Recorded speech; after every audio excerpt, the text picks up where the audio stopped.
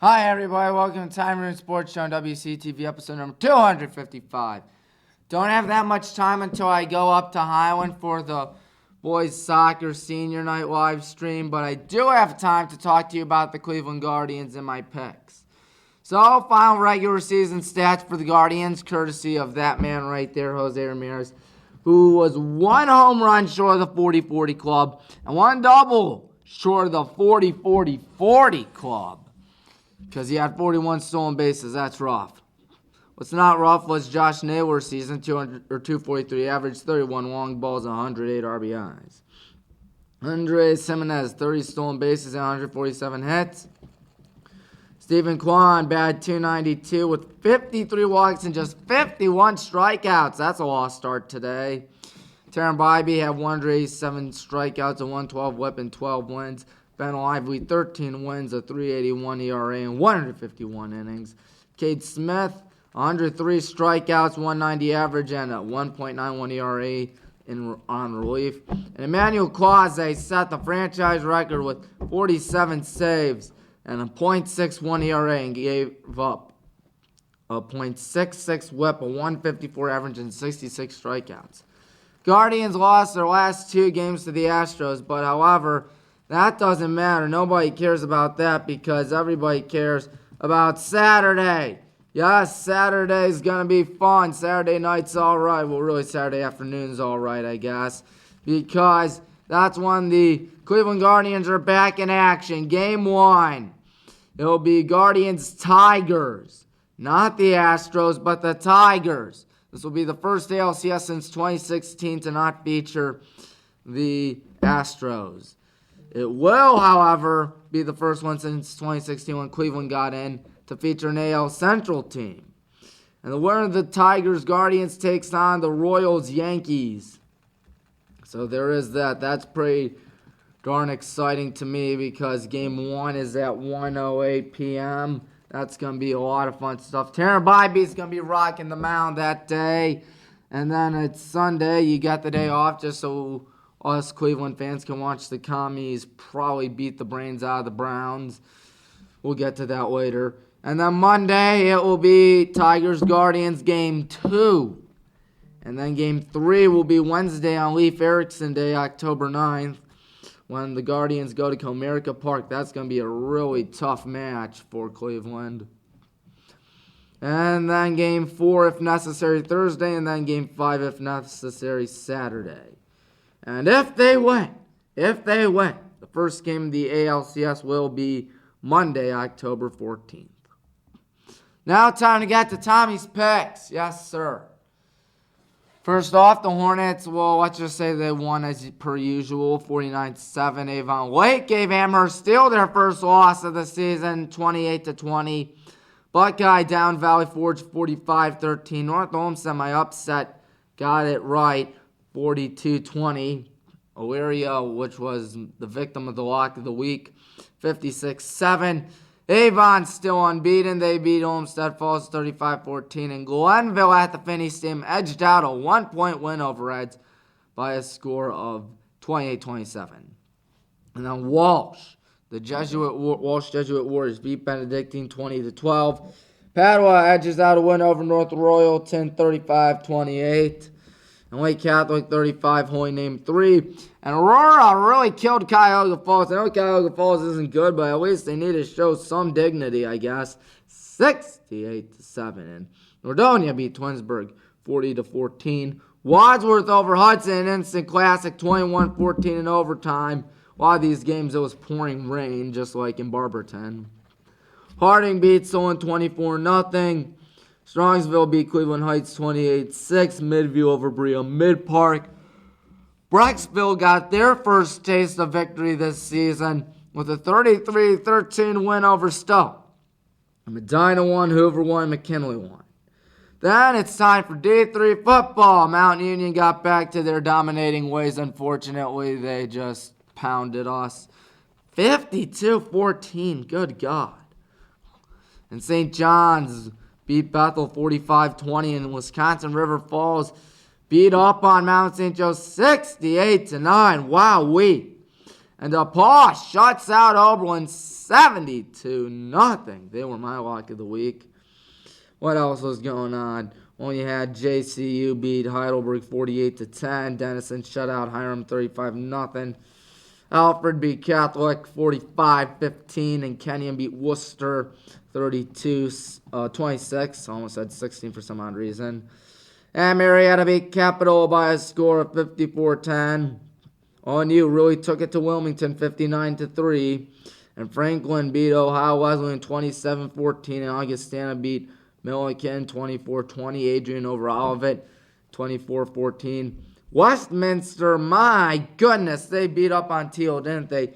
58-6. And Case beat Geneva 58-14. I know Case Western is really creeping in on the top 25 rankings, aren't they, folks? Yes, they are. Let me pull it up. UD3football.com top 25. It's right there. And looking at it, if I can find it, this thing is... Anyways, enough of that. Kalamazoo, CMS, and Chapman won. Case is knocking on the door, top 25, I was right. Anyways, FBS football. Rutgers beat Washington, walk-off kick. Kentucky beat Ole Miss. Number 6 in the country at home goes down in front of their fans. Oh my. 2017, Michigan beat Minnesota. Unfortunately, Kansas State beat Oklahoma State. USC beat Wisconsin, Notre Dame over Louisville. And Colorado, they beat Central Florida. Ohio beat Akron. My lock of the week, Eastern Michigan took down Kent State. Not by as much as I thought, but still. Duke edged out a 1-point win over North Carolina. Ohio State beat up on the Spartans of Michigan State. And how about the game in Tuscaloosa? You talk about an instant classic. Bama jumps out to a 28-0 lead.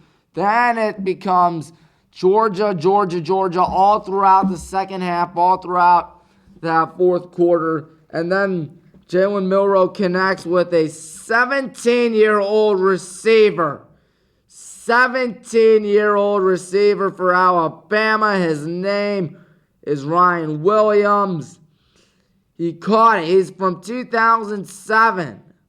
Born in 2007. And his birthday is February 9th. So that means he's 17 and scored the game-winning touchdown. My God. But anyways, Penn State beat Illinois on a whiteout night, 21-7. SMU beat Florida State. Florida State really sucks, 42-16. Boise State beat Washington State, 45-24 in Oregon over to UCLA, 34-13. The NFL. Cowboys beat the Giants 20-15. Falcons on a young Wei Koo 58-yard bomb beat the Saints 26-24.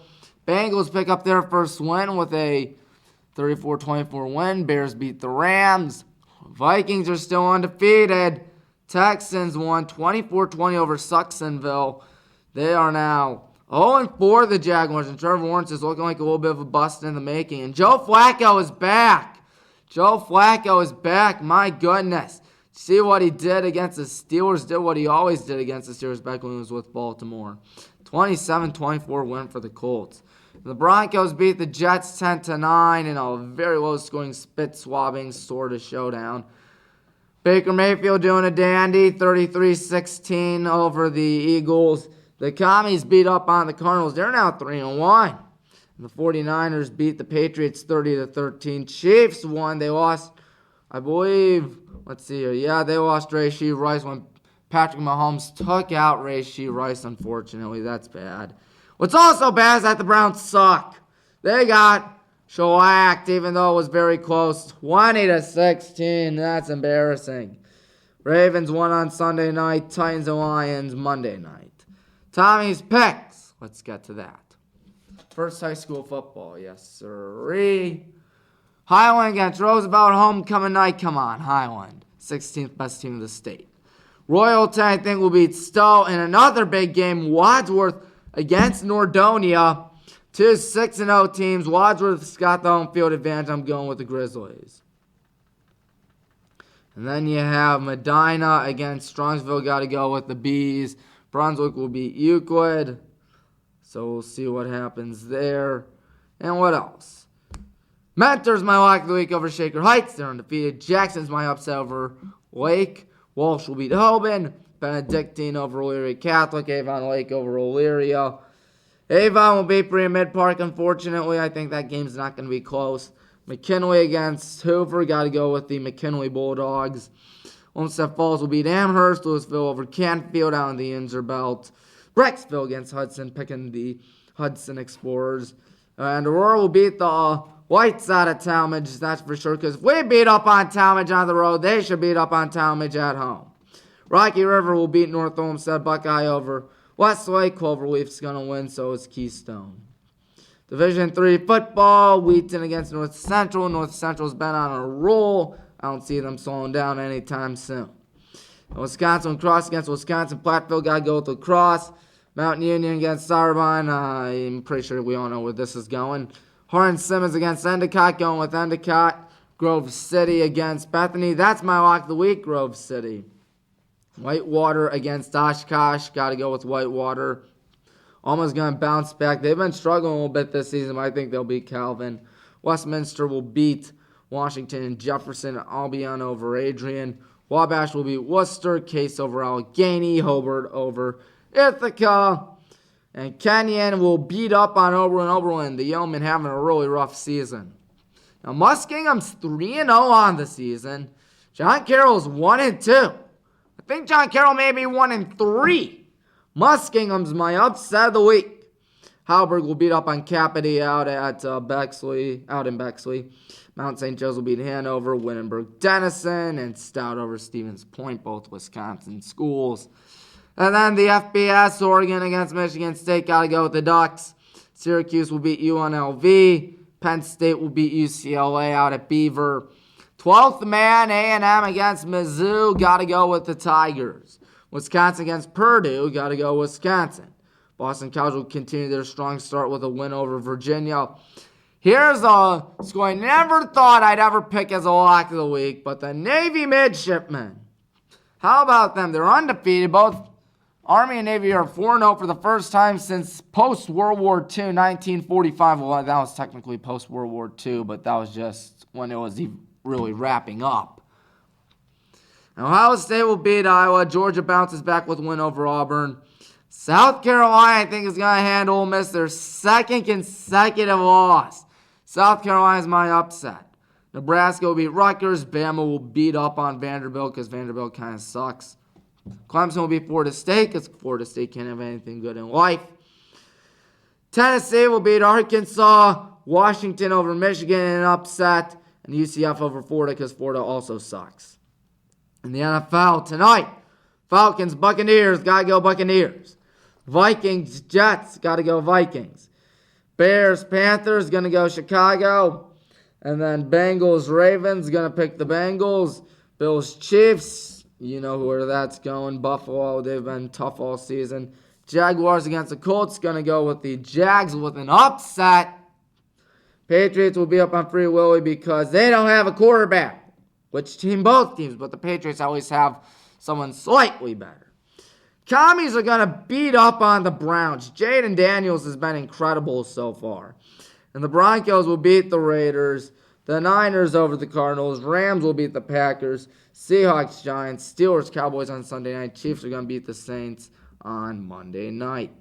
Well, folks, in case you don't know, WHBW is indeed your one stop for all things Highland and Baldwin Wallace.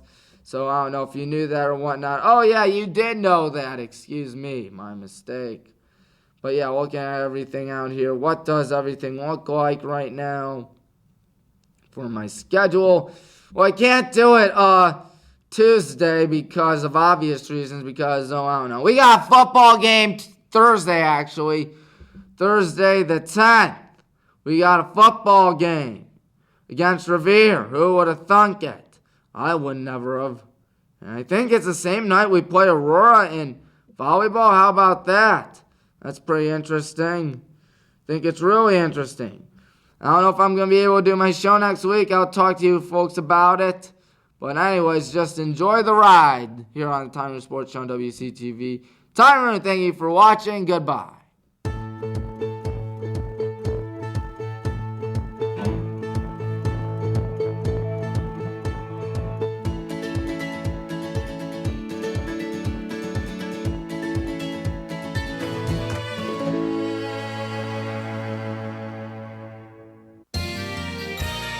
You are watching WCTV, Wadsworth Community Television.